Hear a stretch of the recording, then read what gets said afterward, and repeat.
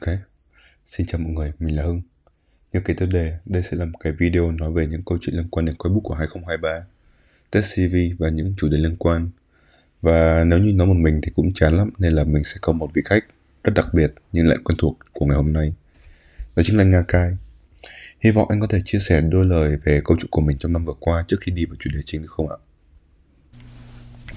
Xin chào mọi người, mình là Kai. Thì ngày hôm nay mình nhận lời mời của Hưng để tham gia vào cái buổi talk cuối năm / đầu năm này, thì để mình nhìn lại năm 2023 với đối với mình là một cá nhân, một spinner, thì mình đã làm gì trong năm vừa qua, cũng như là những thứ mà mình đã có thể thực hiện được cho VNPS.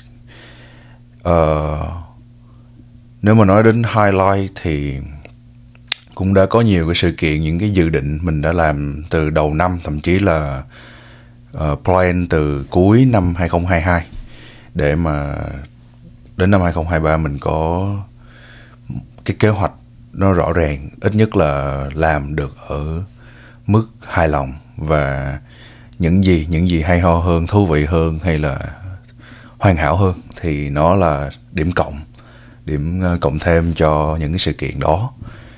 Còn không biết Hưng thì Hưng muốn nói đến và đào sâu về góc độ nào, khía cạnh nào trong VNPS năm 2023 thì mời Hưng.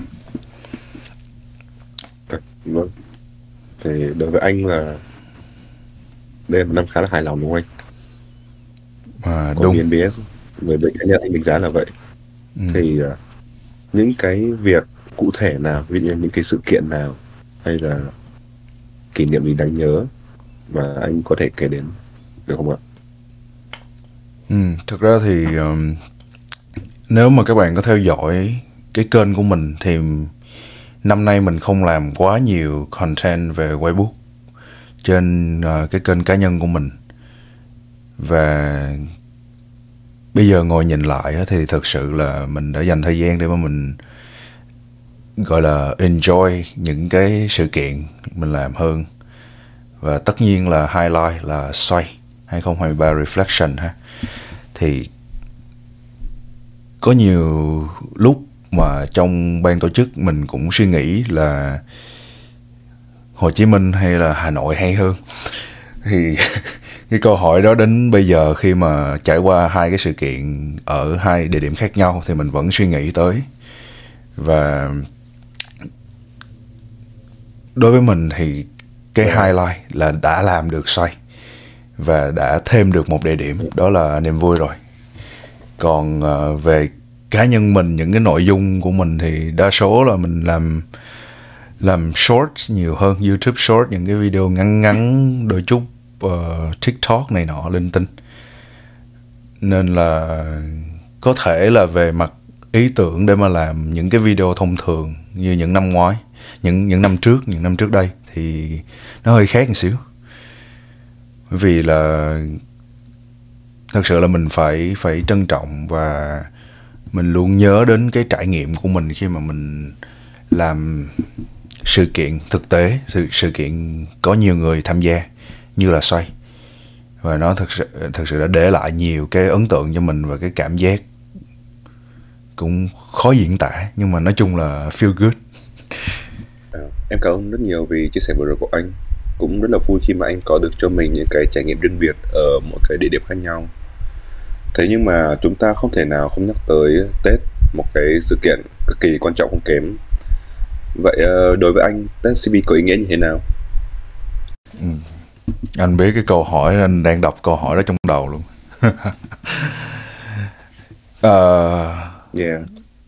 Đối với mình thì, tại vì tính đến nay là anh tham gia vào cộng đồng chắc được khoảng hơn 10 năm, khoảng 11 năm. Và cũng có những cái bí mật mình phải chia sẻ làm cho nó thú vị hơn.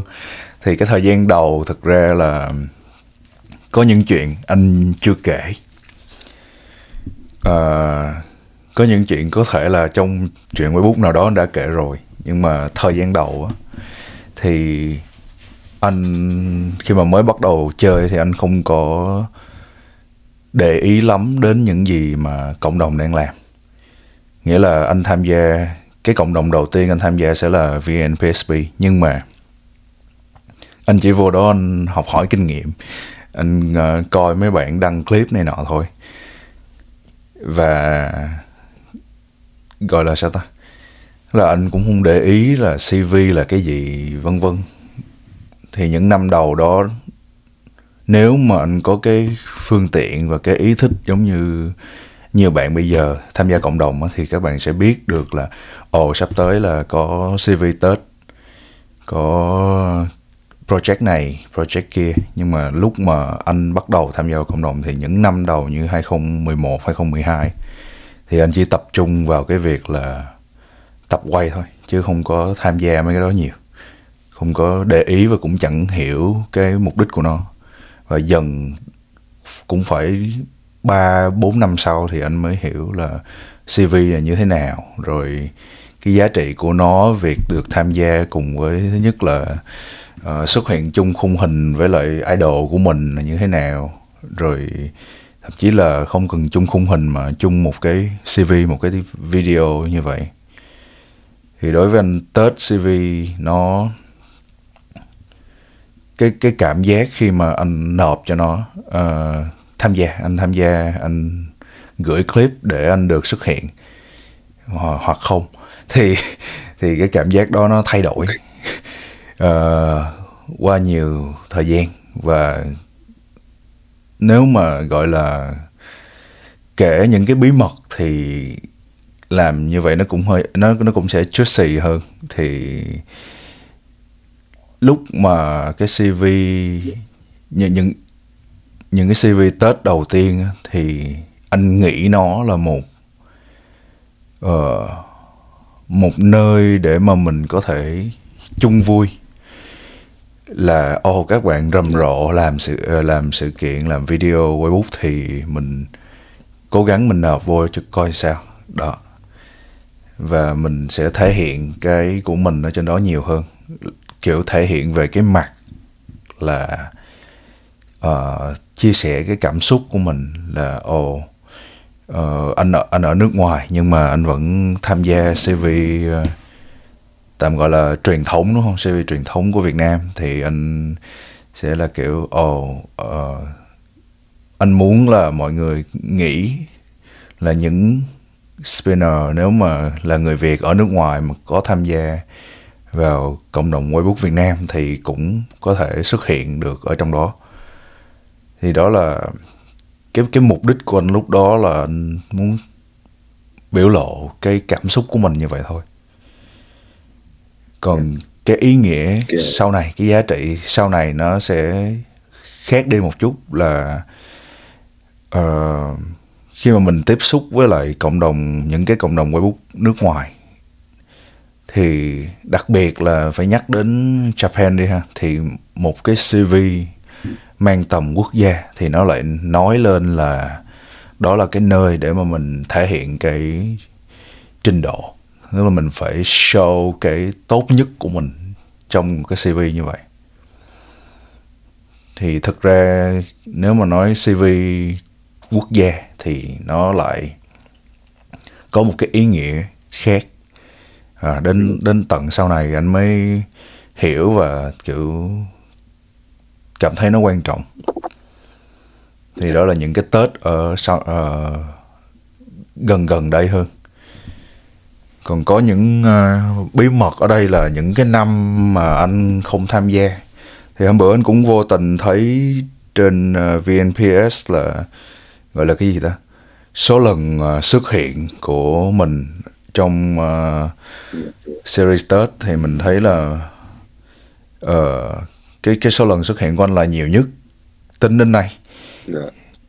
Nhưng mà anh lúc đó cái cảm giác của anh không thấy gọi là gì ta, kiểu không thấy vui cho lắm, bởi vì là có những năm anh không tham gia, và lúc đó tự nhiên cái mình nghĩ về cái trách nhiệm của mình, giống như là đáng lẽ ra mình tiếc, mình bắt đầu mình tiếc nuối đáng lẽ ra những năm đó mình cũng nên nộp để có thể tham gia nhiều hơn, và low key là kiểu không ai vượt qua được cái số lần đó của mình kiểu vậy.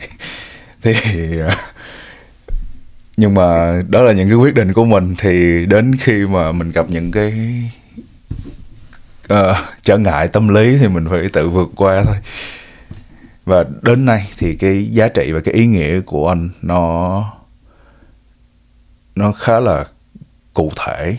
Là thứ nhất là CV Tết nó là một cái CV mang tầm quốc gia, và nó cũng là cái thứ mà cộng đồng đem show cho những cộng đồng khác, cho mọi người biết là Việt Nam là có những spinner như thế nào,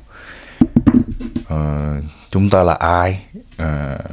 Và anh nghĩ theo cá nhân anh thì đó cũng là một cái project mà các bạn ở Việt Nam sẽ bỏ nhiều tâm sức vô nhất, đúng không?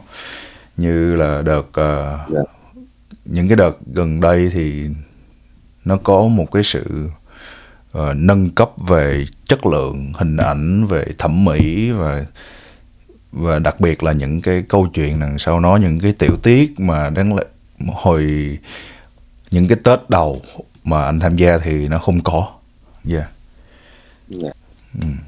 Vâng, thì theo em hiểu được là đầu tiên để mà nói về ý nghĩa của cái CV Tết xuất phát từ bản thân, đó chính là mình muốn được chơi chung với mọi người, tham gia chung với cộng đồng. Yes. Mình cũng muốn sự hiện diện của mình ở trong một cái nơi mà mình luôn thuộc về, kiểu vậy là. Còn cái thứ hai đó là sự đại diện cho sức mạnh của quốc gia. Nghe có vẻ rất là lớn lao, nhưng mà nó lớn lao vậy thì Ok, và em cũng đồng ý kiểu Tết là một trong những cái CV thực sự đại diện cho sức mạnh của nền cây bút Việt. Những đôi tay, bàn tay Việt, kiểu như là nâng niu bàn tay Việt. Nên là việc làm cho Tết CV mỗi năm ngày càng trở nên hay hơn là kiểu điều kiện bắt buộc rồi. Bởi vì khi mà các bạn quốc tế nhìn vào ấy, các bạn sẽ dễ dàng liên tưởng đến ngay cái Test CV. Nó tận 18 tập luôn mà. Thế nên với cá nhân em thì em luôn muốn nó ngày càng chỉnh chu hơn và mang tính đại diện hơn. Nhưng mà không biết có cái gì đã thúc đẩy anh trong những năm đầu để mà nộp cho Test CV không? Bởi vì khi mà em nhắc đến việc nộp Test ý, thì các bạn hiện nay bị tâm lý một cái là không dám nộp, sợ không được vào, hoặc là để dành cho năm sau, xong rồi cuối cùng là không có năm nào cả. Anh nghĩ sao vấn đề này? Cái này mới là thật sự là vấn đề ha. Bởi vì khi mà nhắc đến Tết CV thì em lại mong đợi là các bạn phải cực kỳ bùng nổ, nhiệt huyết, rồi kêu gọi mọi người nộp nhiều hơn.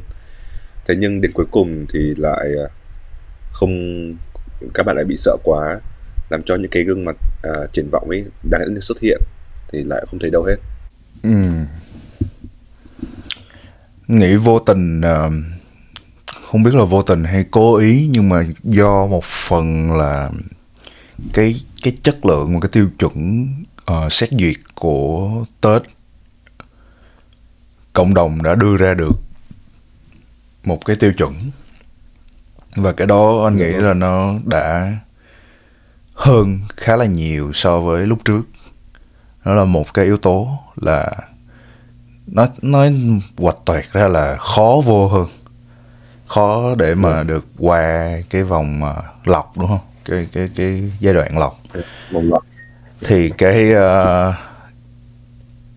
cũng giống như là khi mà thấy những cái CV quốc tế, thì có những năm anh dành thời gian ra để anh gọi là xuyên thủng, anh đi cán qua hết những cái tiêu chuẩn của CV quốc tế. Thì lúc đó là lúc mà anh hiểu được trong một cái CV làm gì thì làm thì nó vẫn có một cái tiêu chuẩn, và có những cái nó có cái sự gọi là gì, tính cạnh tranh rất là cao. Và đó cũng là đối với một cái người mà giỏi, tức là quay hay rồi, thì lúc đó người ta sẽ thích cái sự cạnh tranh đó, là mình phải vượt qua bao nhiêu, một chọi bao nhiêu để mà mình xuất hiện ở đây. Còn bây giờ thì khi mà các bạn thấy được cái hay trong CV Tết thì lại cái vấn đề em nói ở đây là vì nó càng ngày nó càng khó, nên là có những bạn triển vọng, những bạn với số năm tham gia bộ môn Weibo nó ít hơn thì lại cũng ngại tham gia.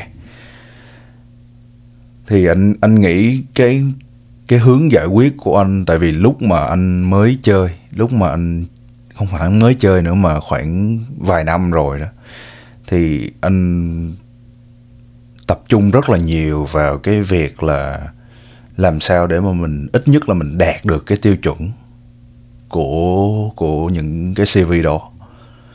Là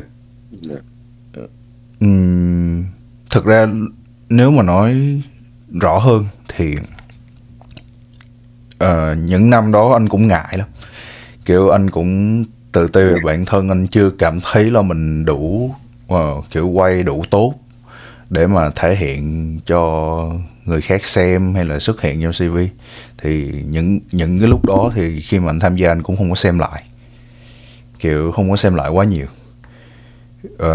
những cái CV mà mình có cái duyên mình góp mặt ở trong đó.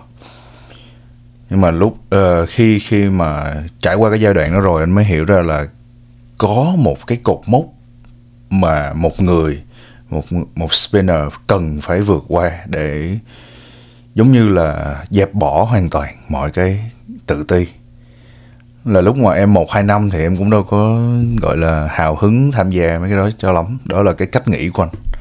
Còn khi mà các bạn thấy được những cái gì hay ở mình rồi và giải quyết được cái vấn đề tiêu chuẩn rồi, mình hiểu nó hơn, cái điều kiện gì có thể giúp mình tham gia và xuất hiện được trong những cái CV lớn, những cái CV quốc tế đình đám này kia, thì cái này cũng cái câu hỏi này cũng liên quan đến một cái câu hỏi mà hồi lâu anh làm forward vì điều gì cũng có người hỏi anh là làm sao để mà mình có thể xuất hiện được nhiều hơn trong những cái CV quốc tế. Thì cái vấn đề ở đây là thứ nhất là anh nghĩ đơn giản thôi, là tự mình phải phát triển để mà mình không cảm thấy bất ổn với những gì mà bản thân mình đang làm. Nghĩa là nâng cao trình độ, đơn giản vậy thôi. Và mình phải cảm thấy thoải mái, mình giống như là mình coi nhiều thì mình sẽ biết thằng này nó quay là tới mức như vậy là nó xuất hiện được rồi. Thì có những cái vô hình là ngoài ra thì cái đóng góp của cái bạn đó cho cái cộng đồng như thế nào, đóng góp cho tập thể như thế nào, thì cái sự xuất hiện của bạn đó nó có giá trị riêng. Ví dụ như những bạn editor của cái CV đó và các bạn quay cũng ok, tức là các bạn phải cố gắng tự mình đạt được đến cái trình độ mà mình cho phép là nó ok, nó ổn nó cũng tương đối ổn rồi. Rồi sau đó là mình mới nghĩ đến là thể hiện. Thì thể hiện ở đâu? Là những cái CV là cái nơi tốt nhất để mà mình phô bày cái hay nhất của mình. Nên là anh nghĩ để giải quyết cái vấn đề này thì mình phải tự mình cảm thấy mình ổn trước đã. Như các bạn mới chơi á, thì anh nghĩ mất chừng, nếu mà chơi đều thì mất chừng khoảng 2-3 năm để mà mình cảm thấy là ok, kiểu nó gọi là tạm chấp nhận được. Chứ những cái CV đầu tiên anh nộp nó cũng là ở mức tạm chấp nhận được thôi, chứ nó không phải là cái thứ mà anh chưa, lúc đó là những cái CV lớn đầu tiên là anh chưa biết plan là gì luôn. Tức là không có ai nói cho mình biết là để tham gia được một cái CV như thế này thì các bạn mất thời gian để các bạn làm cái combo nó khác hơn thường ngày, hoặc là ứng dụng những cái thường ngày vào trong combo một cách tốt nhất. Thì nó yêu cầu một cái khoảng thời gian, một cái giai đoạn mình cần phải lên kế hoạch cho nó. Là thí dụ như bình thường mình quay như thế này, nhưng mà vì là cho cái CV này cho nên là mình phải làm nó khác đi một chút. Mình không thể quay trong cái trạng thái là mình quay cho vui được. thì nó trở thành giống như một cái nhiệm vụ vậy đó, một cái side quest, một cái nhiệm vụ phụ mình phải tự tư tưởng với bản thân mình. Thì trở lại cái câu hỏi của em là làm thế nào để các bạn vượt qua cái tự ti, thì anh nghĩ nó phải mình không thể dừng ở đó, mà mình phải quay cho đến khi nào mình cảm thấy mình ổn. Tức là đối với mình cảm thấy nó ok là được rồi, thì lúc đó mình sẽ có cái sự hào hứng hơn khi tự quay. Và anh nghĩ cái vấn đề mình đang đề ra ở đây cũng đến từ cái việc là các bạn ít tự quay mình, hoặc có thể là vì không cảm thấy thoải mái khi mà lên hình và bị run tay này kia. Thì đâu phải ai lên hình lần đầu là cảm thấy wow mình giỏi dữ vậy, kiểu mình quay hay dữ vậy. Thì phải qua được cái giai đoạn đó, mình tự quay mình nhiều, mình tự học cái thứ mình quay, mình sắm webcam, tự quay bản thân kiểu vậy. Tức là mình khi mà mình có đầy đủ các trang thiết bị, và nó cũng là một phần của điều kiện, thì mình luôn sẵn sàng với nó. Còn hơn là không phải là đến lúc quay CV mới mua webcam, đến lúc quay CV mới set up, mà mình thì lúc này anh lại phải chiếu đến cái chuyện là cái lợi của cái việc luôn có setup, đúng không? Thì cái này cũng là một cái video anh từng làm, là luôn có để mà mình làm cái gì. Khi mà mình nảy sinh ra cái suy nghĩ là mình muốn theo dõi coi mình quay như thế nào, cái sự tiến triển của mình như thế nào, thì chỉ có cách là mình quay video thôi. Và nó cũng tương tự với lại việc là mình muốn cho người khác thấy gì thì cũng thông qua việc quay video. Thậm chí đâu cần phải tự coi xong tự đánh giá bản thân mình quá khắt khe, nhưng mà mình có cái thói quen là mình quay, thì đến khi mà mình lên hình thì mình kiểu cũng bình thường thôi. Thì cái tỷ lệ thành công khi mà các bạn làm một cái combo hay, một cái chuỗi những cái link hay, thì cũng đến từ cái việc là các bạn quen nhìn mình trên cam. Có thể là như nói là để vượt qua cái tự ti thì phải tự nâng cho mình cảm thấy mình ổn. Cái đó nó tuy nói nghe nó hơi mắc cười và nó hơi khó để mà đạt được á. Giống như anh nghĩ là em đôi khi em quay em cũng không có hài lòng về những gì mà mình quay đâu. Đúng rồi. Nhưng mà để có thể hào hứng hơn, để mà mình cảm thấy mình là một cá nhân đủ điều kiện để chung vui, để đóng góp cho một cái CV hay, thì nó cần một cái giai đoạn, một cái thời gian để mà mình rèn luyện rất là nhiều. Và nó có thể là tính bằng năm chứ không phải là tính bằng tháng đâu. Thì mình rèn luyện nó, và sau đó là mình cảm thấy là mình quay cũng được mà, kiểu lúc đó thì từ cái được mà, cái ok đó thôi, thì mình phải có cái đó để mà mình có thể mình nâng lên từ nó. Và nâng lên bao nhiêu thì cái cột mốc anh nghĩ là gần cuối cùng, chứ anh cũng không dám nói là cuối cùng, là mình phải cực kỳ thích cái thứ mình quay. thì đó là cái tương lai, nó là ở những cái xa xôi hơn. Nhưng mà đầu tiên là phải làm quen với cái việc xuất hiện trên hình đã. Vì đôi khi cái việc tham gia CV nó cũng hơi lạ lẫm. Và anh nghĩ trong lúc mà các bạn làm những cái dự án cá nhân thì cũng phải lọc những cái câu chuyện, là cái câu chuyện góc quay khá là nhiều, đúng không? Ví dụ cái góc quay nó chưa ok là mặc định là lọc, kiểu vậy. Thì làm sao để mình dần dần mình đưa những cái tiêu chuẩn của cái bộ môn vô. Đừng có để những cái góc quay nhìn nó kịch cỡm quá là được rồi.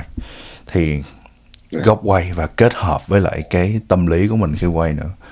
Cho nên anh hay nhìn môn quay bút nó giống như là một cái gì đó nó rất là kiểu tâm lý á, kiểu nó cho mình nó cho phép mình được tự chỉnh bản thân mình rất là nhiều. Và nội mình vượt qua vượt qua những cái cửa ải đó thôi thì nó cũng đã là nhìn đi nhìn lại thì cũng mất hết khoảng 3 năm đến 5 năm rồi. Mình cứ nhìn mình xong rồi mình quay rồi mình thấy tiến bộ. Thì lúc đó cái niềm vui khi mà tham gia CV nó không có giống với là cái niềm vui làm được một cái trick nào đó. Mặc dù là chúng ta luôn bắt đầu bằng cái cảm giác là thực hiện được một cái trick, làm được một cái trick nào đó thành công lúc mà mình chơi, hay là làm được cái combo đó thành công, mà hoàn thiện nó 100%. Nhưng mà khi mà mình chơi một thời gian dài rồi đó, là cái chuyện để mà luôn đạt chuẩn trong một cái CV á, thì cái cách quay của mình phải luôn thành công trong cái combo đó. Và cái tỷ lệ nó không thể thấp hơn 80-90%. Tức là mình nghĩ ra được cái combo đó, mình suy nghĩ, mình tối suy nghĩ những kiểu tập thử, rồi những lúc mà mình lên mình bấm quay là mình cũng dợt. Mình cũng mất vài tiếng để mà mình dợt những gì mà mình nghĩ, xong rồi mình thay đổi trong lúc mà mình ghi hình. Thì đó cũng là một cái gọi là cái sự kiên nhẫn của những người, những bạn spinner chơi lâu. Là mình hiểu, ok mình quen rồi, cái này là combo mình plan là mình quay 3 tiếng vậy thôi, chứ mình lên hình là mình ngồi mình chỉnh góc, rồi mình thấy cái trick này nó không đẹp như mình tưởng. Thì để đạt được cái thành phẩm cuối cùng và nộp cho một cái CV thì nó có thể lên tới 5 tiếng, 7 tiếng. Và cũng kể luôn, thì đối với anh thì khi mà anh quay clip cho Tết năm nay thì anh cũng, tức là những cái ý tưởng của nó là nó đã được trải dài trong năm rồi. Tức là từ khoảng tháng 5, tháng 6 nó đã le lói để mà mình chuẩn bị và mình lên trong đầu và mình tập sơ qua. Thì đến khi mà mình chuẩn bị tốt rồi thì mình không có gì phải ngại hết. Đó là mình sẽ vượt qua được cái tự ti của mình, và đó là cái keyword, là cái sự chuẩn bị cho mình. Thì anh cũng mong là các bạn có thể nghe đi nghe lại cái này đi, thì để hiểu là nó khá là vất vả. Anh cũng không nghĩ là anh sẽ nói dài như vậy đâu, nhưng mà đến khi mà nói ra thì nó lại rất là dài. Vâng, thì cái gì mà nó quan trọng thì mình đi chi tiết thôi. Đầu tiên là các bạn cứ quay nhiều lên, tập nhiều hơn, nâng cao trình độ. Sau đó là tạo cho mình một cái môi trường quay thoải mái, như là một cái góc bàn cố định này, một cái webcam xịn, để cho bản thân lúc nào cũng chuẩn bị sẵn sàng trong tư thế ghi hình. Và cuối cùng là thực hành. Các bạn hãy quay video lại, sau đó đánh giá là mình đã quay ổn chưa. Chắc là không bao giờ ổn đâu, nhưng mà cứ thử đi, cố gắng hết sức. Rồi đến một cái mức độ mà các bạn không thể hơn được nữa thì các bạn có thể gửi cái video đó, gửi hết những chân thành của bạn. Nếu vào được cái CV thì tốt, không vấn đề gì cả. Nếu mà không vào được ấy, thì dù gì các bạn cũng đã có được cho mình những cái trải nghiệm, những cái kinh nghiệm mà nếu các bạn không làm thì không bao giờ có được. Và đó là những gì mà mình tóm tắt lại từ chia sẻ của Nhã Cai vừa rồi.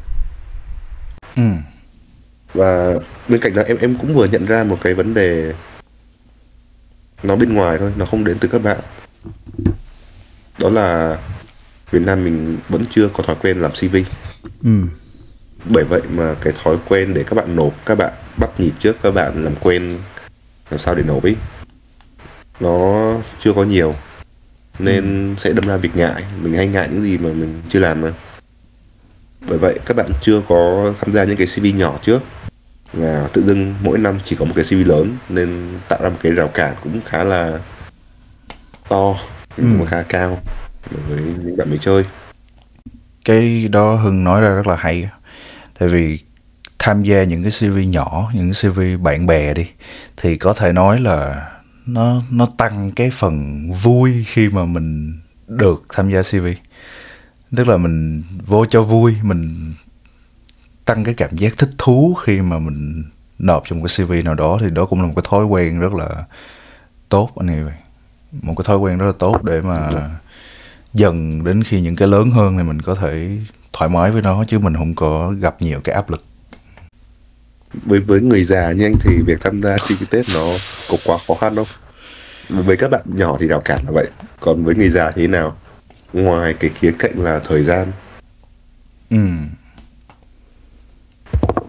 Anh không nghĩ là khó khăn. Tại vì nếu mà nói là một người già thì ít nhất là 1 năm cộng đồng có một cái CV lớn thì cũng cố gắng tham gia, kiểu giống như là you have one job kiểu vậy. Và đó cũng là cái bí mật thứ hai của anh, đó là khi mà anh không tham gia vào một cái CV test nào đó, đa số nó không phải đến từ việc là anh không có thời gian hay là sau đó, mà nó lại là kiểu cảm thấy mình nó thiên về cái tâm lý nhiều hơn, là mình cảm thấy không có hứng tham gia, hay là nó không có đủ để nó thúc đẩy cho mình, thì đó là cái mặt tiêu cực của nó.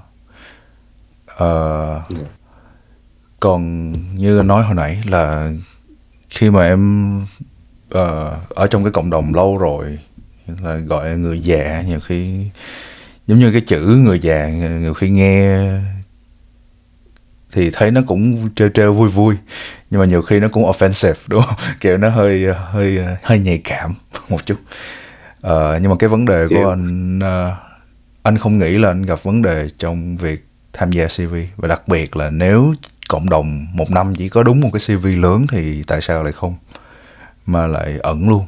Thì anh nghĩ là cái việc các bạn không muốn tham gia đa số là giống như anh, những cái năm mà anh không tham gia thôi, là cảm thấy không hứng thú, cảm thấy ok, không có vui như là mình mong đợi.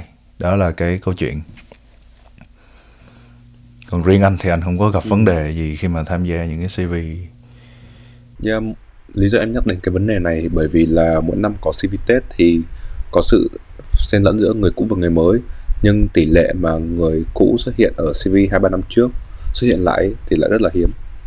Vậy đó làm cho em tỏ là ý em là anh xuất hiện rất là nhiều. Ok. Nhưng mà ví dụ như những người khác đi chơi lâu khoảng trên 10 năm đi, cực kỳ hiếm xuất hiện, phải không ạ? Thì đấy, đó là lý do mà em nhắc đến vấn đề này, đó là em cũng không hiểu sao nữa, không trong cái tâm lý gì đó từ những người chơi lâu là họ lại muốn ăn bài, họ lại không muốn xuất hiện nữa mà chỉ là theo dõi thôi. Có thể không biết là có phải do là cái tính cạnh tranh của họ giảm đi, hay là thực sự họ chỉ cảm thấy thôi mình em có nghĩ là nó giống như cái rào cản của những bạn mới chơi không? Giống như cái rào cản hồi nãy anh nói, là tại vì các bạn chưa, những người chơi lâu nhưng mà chưa vượt qua được cái chuyện là cảm thấy mình ổn. Thì cái đó đôi khi anh cũng suy nghĩ. Cũng có phần đúng. Em thấy là em cũng chưa có cơ hội tiếp xúc nhiều với các spinner cũ để hỏi họ là sao năm nay anh không nộp nữa thế. Và em cũng rất là tiếc khi mà họ chỉ xuất hiện đúng 1 lần thôi, như kiểu đã đỉnh cao của họ xong rồi mất hút luôn. Và nếu mọi người thấy nếu sự trở lại của họ có thể là nhàm chán đi, nhưng mà khi thấy được họ lần nữa thì đấy lại là dấu hiệu của sự bền vững, kiểu phong độ. Đúng rồi.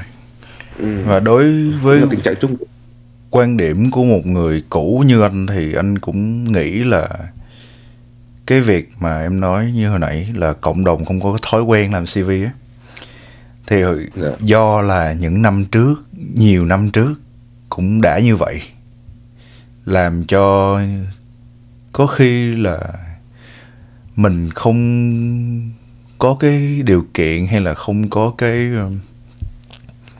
cái chỗ để mình xuất hiện nhiều á, nên mình thấy cái chuyện mình xuất hiện hay không nó không có quan trọng. Và mình cũng như anh em mình nói nãy giờ là cũng không có cái thói quen là giống như cái việc ghi hình, cái việc quay lại những gì mình quay đi, thì nó có một cái thú của nó. Và khi mà những người cũ khác không có cảm thấy cái thú đó nữa, mình phải đặc biệt để ý là cái thời gian trước á, mình không có cái thói quen là mình sẽ giao lưu và tương tác với các bạn khác qua những cái nền tảng như Discord hay là call nhau chỉ để Weibo, kiểu nó không có cái suy nghĩ đó, không có cái khái niệm đó trong đầu. Thì vì không có những cái đó cho nên là những người cũ, những người lâu năm cũng không có cái thói quen tự quay lại, tự gọi là nhìn nhận chính mình.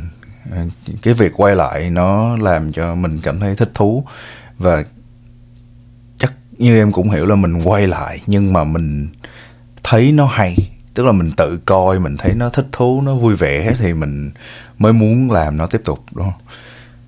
Thì anh nghĩ cũng một phần rất là lớn là do hồi trước cũng không có cái thói quen làm CV. Và cái văn hóa làm CV của mình, của VNPS, của cộng đồng Việt mình thì rất là mỏng. Tức là không phải là mỏng trong cái tinh thần đâu, mà là cái sự hào hứng của từng cá nhân để đóng góp vào một cái gì đó mang tính tập thể nó không có quá nhiều, nó bị ít. Thôi mình tự quay, mình tự chơi cũng được mà, đâu có cần phải, không nhất thiết là phải CV đâu này nọ. Và theo đó là cái việc làm CV Tết, CV của năm, CV của cộng đồng quốc gia vân vân thì nó cũng không có cái giá trị như là những người hay tham gia những cái đó. Cái cách nghĩ của những người chơi lâu năm cũng không giống như vậy. Thì đó là cái suy nghĩ của anh thôi, là bởi vì cũng không có cái thói quen đó nên thành ra mình cũng không có coi trọng nó, mình cũng ok, kiểu chỉ là CV thôi mà, chứ cũng không có gì đặc biệt. Và theo anh biết thì cũng có khá là nhiều những người cũ, những người chơi lâu mà người ta vẫn thích quay, nhưng mà người ta cũng không có tìm thấy cái hào hứng trong những điều mới. Thì anh nghĩ cái đó là cái đâu đó thì cũng hơi quảng cáo bản thân một xíu thôi, nhưng mà cái này mình có thể cắt làm sao out of context cho nó mắc cười. Thì kiểu bản thân anh vẫn thấy được cái vui trong những cái điều mới, và anh tiếp nhận được những cái gọi là những cái meta, những cái cách các bạn quay sau này, thì anh nhìn các bạn quay anh vẫn thấy thích. Còn thấy thích ở đây thôi nha, chứ còn cái chuyện anh làm được hay không nó là câu chuyện những năm sau, chứ không phải là bị ngay lúc đó. Nhưng mà các bạn cùng đợt, cùng thời với anh, hay là những người chơi lâu hơn đi, thì người ta coi người ta thấy cũng ok thôi, kiểu không có thấy thích thú kiểu wow, kiểu trời cái này hay dữ vậy.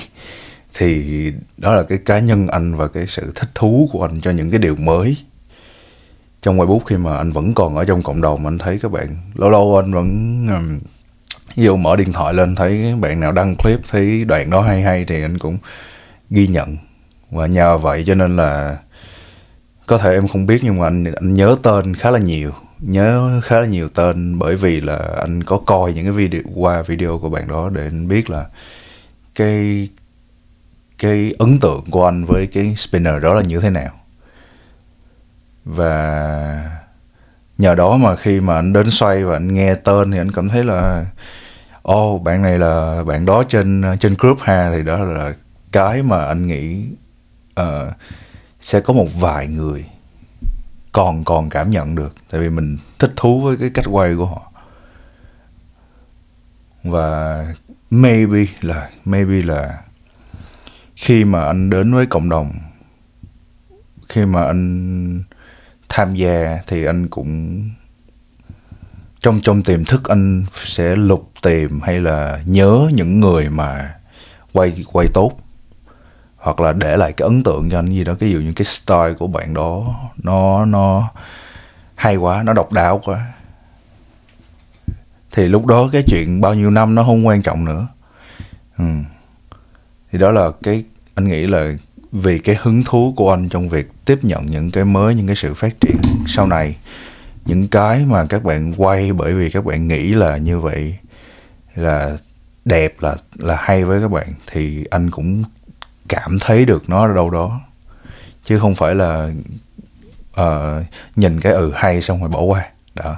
Thì cái câu chuyện mình đang nói nó liên quan đến tâm lý khá là nhiều. Dạ. Còn về em thì em có cái suy nghĩ như thế nào về gọi là tại sao mà mình không bền vững được không? Kiểu tại sao những anh chị, những người đi trước em, những tiền bối của em lại không có ở trong cái game này lâu, mà dần dần nó lại phai bớt? Cái góc độ của em là như Với thế em, nào? em tiên là về tác động ở bên ngoài đi, đó là không ít CV để mà mình thử thách bản thân. Mình cũng điều kiện môi trường, ví dụ như là mình cũng không có bạn bè xung quanh để mà hôm nay ta làm trích này mày học không, kiểu vậy, kiểu như là mình không có bạn bè chơi chung, không có được đồng minh. Với cái này là với thêm cái nữa là một vấn đề nó rất là nghe riết luôn, đó là sở thích này nó không có tạo ra giá trị xã hội mà họ mong muốn. Cái kiểu cái giá trị mà xã hội mong muốn thì nó lại không có xuất hiện ở trò này. Kiểu phải làm ra tiền, em nói thẳng luôn là trò này không làm ra tiền. Vẫn có, nhưng mà về chung ấy, thì nó chỉ là giải trí để mà thỏa mãn bản thân thôi. Nhìn chung thì nó tốn tiền nhưng không làm được tiền. Không làm ra tiền. Thế nên là họ thấy nản là khi mà có những cái thú vui mà nó không đem lại lợi ích cho xã hội, hoặc là có cái thú vui mà nó không có giải quyết được cái vấn đề khác trong cuộc sống của mình. Đấy là em nghĩ vậy thôi, chứ với em thì em chưa quay bút thì em vẫn thấy nó nâng cấp mình khá là hay, kiểu thẩm mỹ, tính kiên trì, rồi nói chung là cũng nhiều, định hình tính cách của mình đấy. Và còn về tâm lý, về bản thân thì rất là khó. Tính chất của trò này khó, không phải tâm lý mà tính chất của nó khó nhỉ.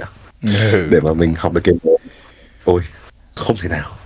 Với một người già, kiểu người mới bắt đầu cũng còn cảm thấy khó, kiểu tập được cái thumb round như là một cái thử thách, họ phải mất đến 3 ngày, 2 ngày, 1 tuần, chỉ vì một cái động tác xoay bút thôi mà mất 1 tuần để tập. Thì đi chết cho rồi. Mấy cái sau thì ai mà đủ nổi kiên nhẫn. Bảo anh tập freestyle thì không biết là bao giờ anh sẽ tập xong, nhưng mà trước tiên là anh đã nghĩ thế, mà khó thật. Khó vậy, tự dưng có cái rào cản là khó quá.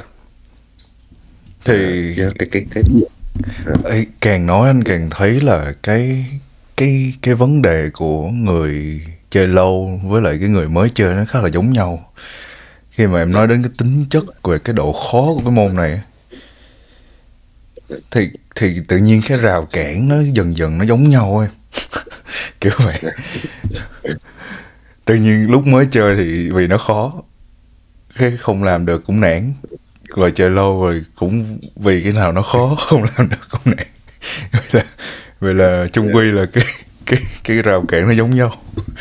Là môn vì cái môn này nó khó vậy cho nên là dễ nản. Thì mình đến với nó lúc đầu là không phải vì lợi ích đúng không anh, nhưng mà về sau mình lại quan tâm về lợi ích của nó quá nhiều. thì lúc đó nó ra một con đường khác, anh nghĩ vậy.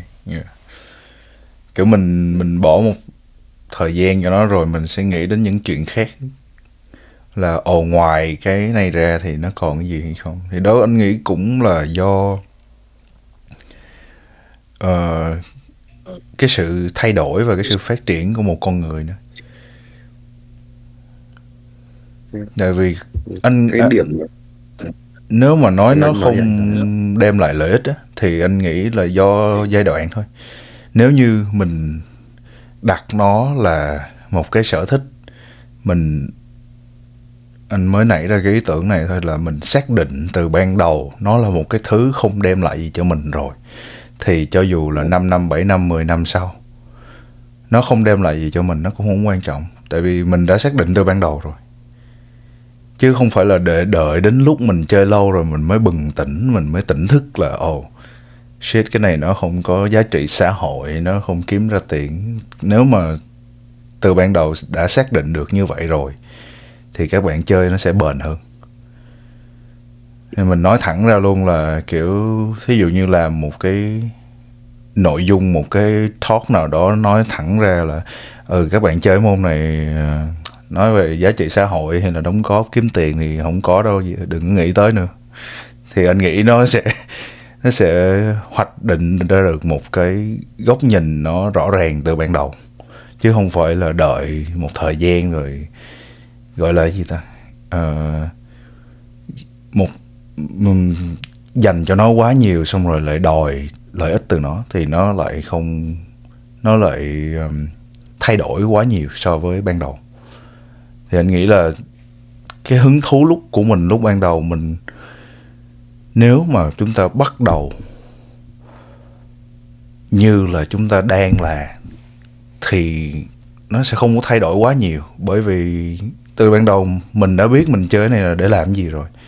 Hoặc là mình chưa biết thì những người mà chưa biết thì nên xác định từ ban đầu. Thì vẫn sẽ chưa biết. Người chưa biết thì đến khi sau này người ta người ta một phút nhìn lại thì tự nhiên cái thấy ý chết rồi, cái này kiểu nói thẳng ra là nếu mà đặt nó ở một cái vị trí tương quan với những vai trò quan trọng khác trong xã hội thì nó chẳng có được cái gì hết. Vì anh mất cũng phải 2-3 năm để anh nghĩ về cái này.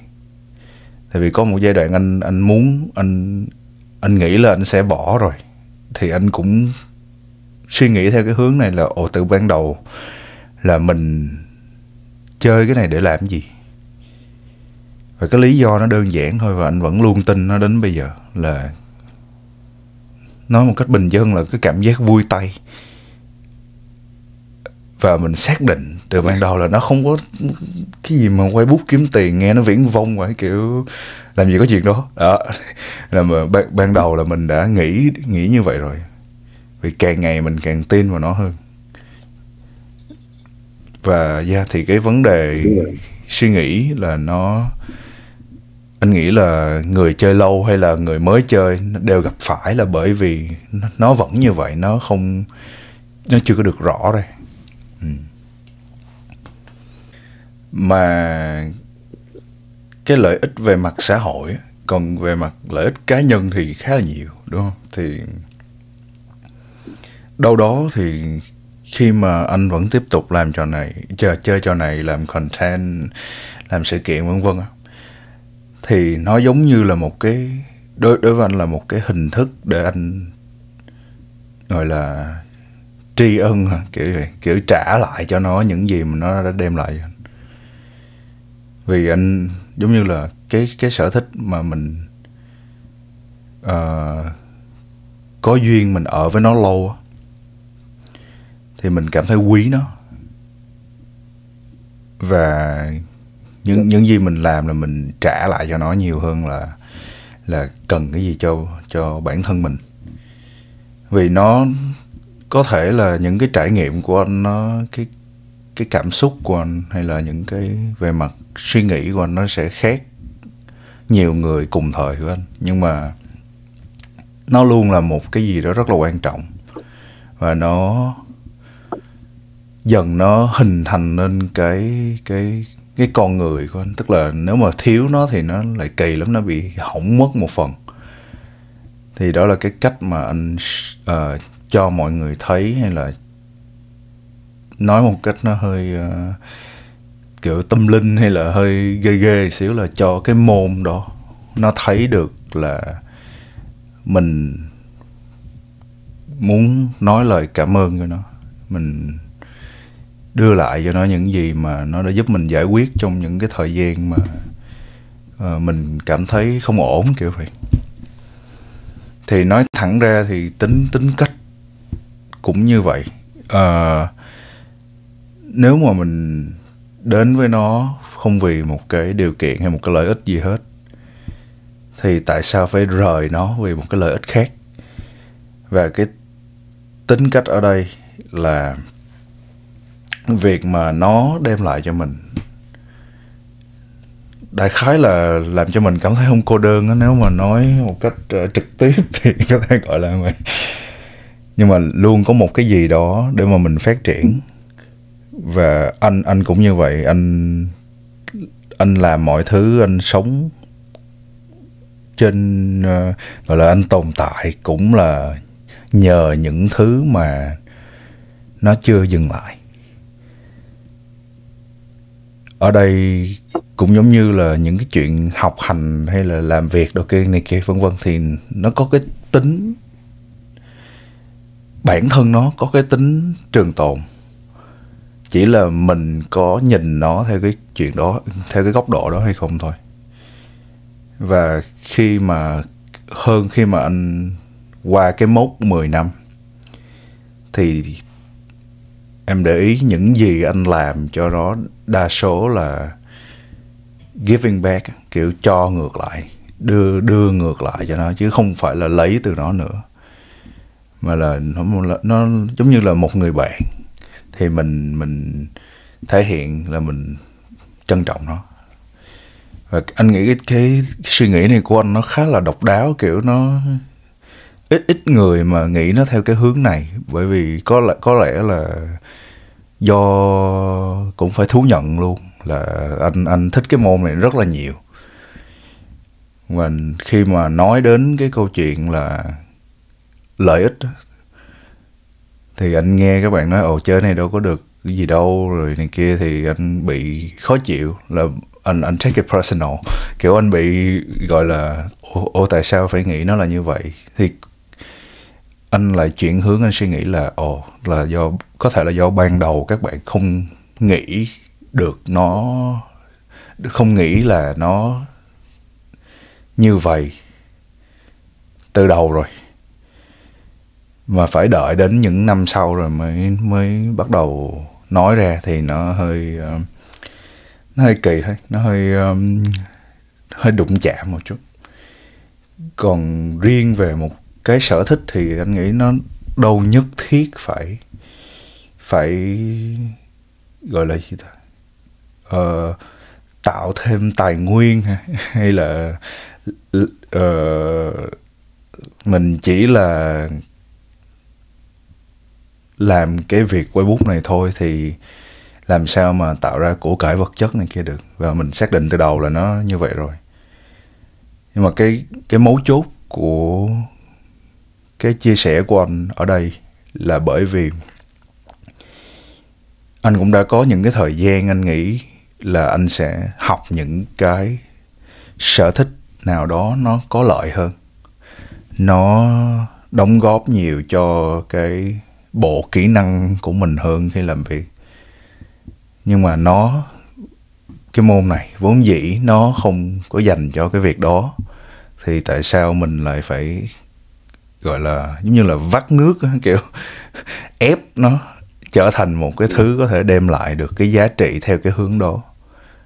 Đó, thì anh cũng suy nghĩ khá là nhiều, đắn đo khá là nhiều. Và sở thích thì ở ngoài kia rất là nhiều, có quá nhiều sở thích mình có thể tham gia được. Nhưng mà anh nghĩ nếu mà đã đến được với môn này và mình ở với nó lâu rồi á, thì mình sẽ tự nhiên mình sẽ cảm được là cái giá trị của nó thật sự đem lại cho cá nhân mình là gì, chứ không cần nhất thiết phải nói đến những cái bên ngoài, những cái yếu tố bên ngoài. Nhưng là anh nói vui thì anh đang trong cái giai đoạn quay bút trả ơn đúng không? Đúng rồi, thực hành biết ơn. Trả ơn.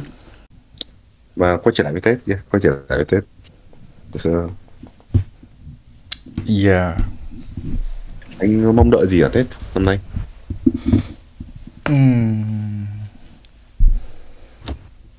Đến năm nay thì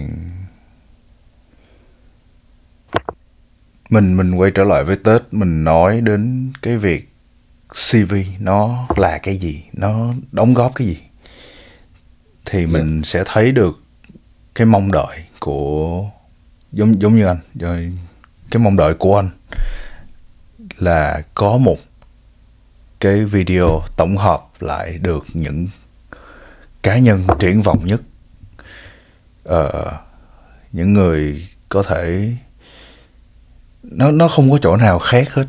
Tại vì cộng đồng của mình thì mình coi, mình nếu mà nhiều quá thì nó cũng ngán, kiểu coi trong group nhiều quá thì cũng ngán. Nhưng mà nó là một cái chính thức, đúng không? Một cái CV Tết là một cái thứ gì đó rất là cái tính chính thức của nó rất là cao, và nó sẽ tụ họp được những gọi là hội tụ những tinh hoa của Facebook Việt. Thì cái anh trông chờ là một cái video hay, từ mặt hình ảnh đến maybe là anh có thể tìm thấy được một cái gì ở trong đó làm cho anh cảm thấy hứng thú.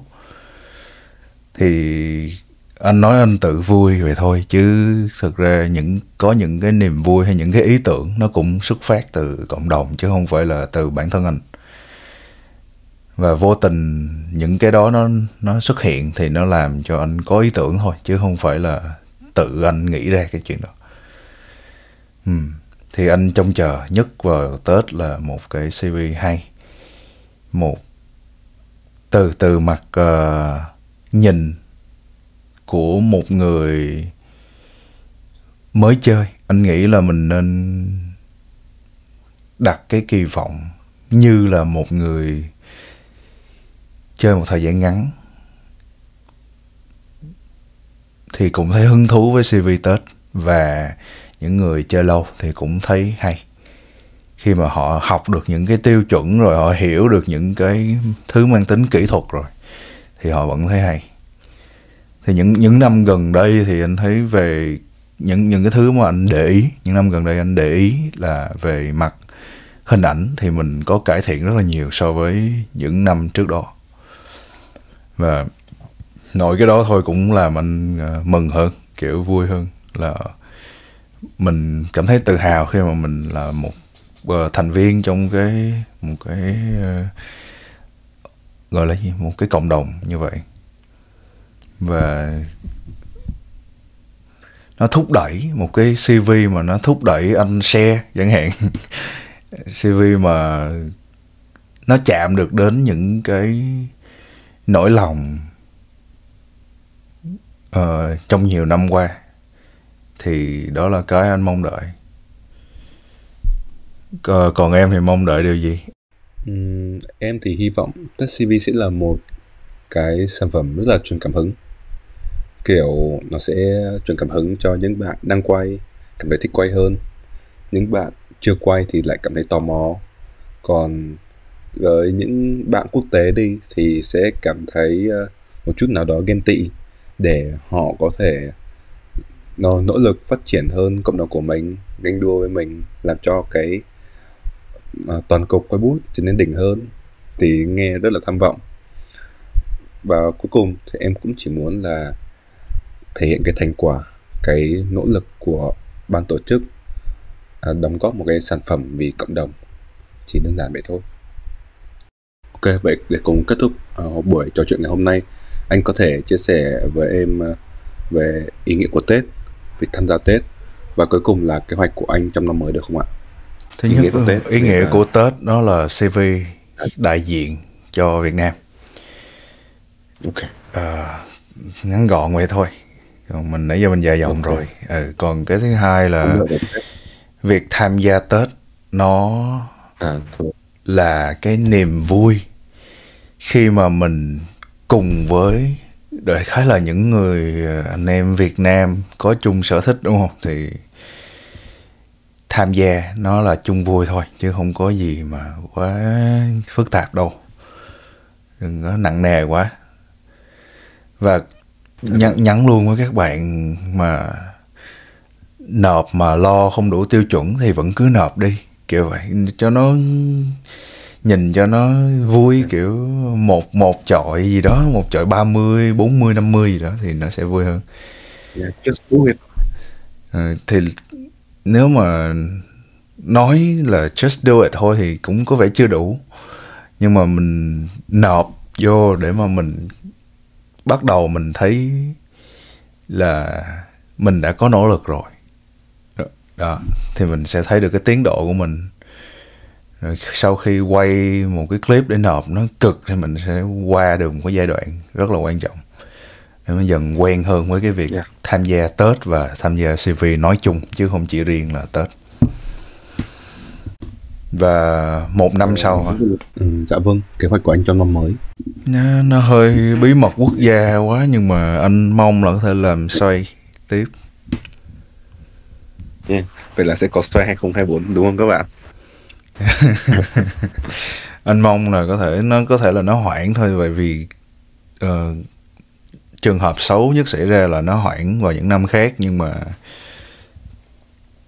nó dần trở thành một cái gì đó quan trọng rồi, cho nên là nó không phải dần nữa, mà nó đã trở thành một cái thứ gì đó quan trọng rồi, cho nên là cứ muốn làm tiếp thôi. Còn cái sự hưởng ứng của các bạn như thế nào thì chờ vào thời gian sự kiện mới biết.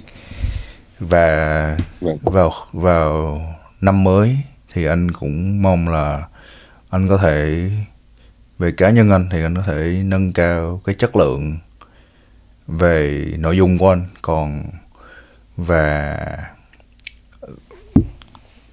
nó cũng liên quan đến người khác nữa. Có nghĩa là năm nay đã không có quá nhiều những cái nội dung liên quan đến con người quá nhiều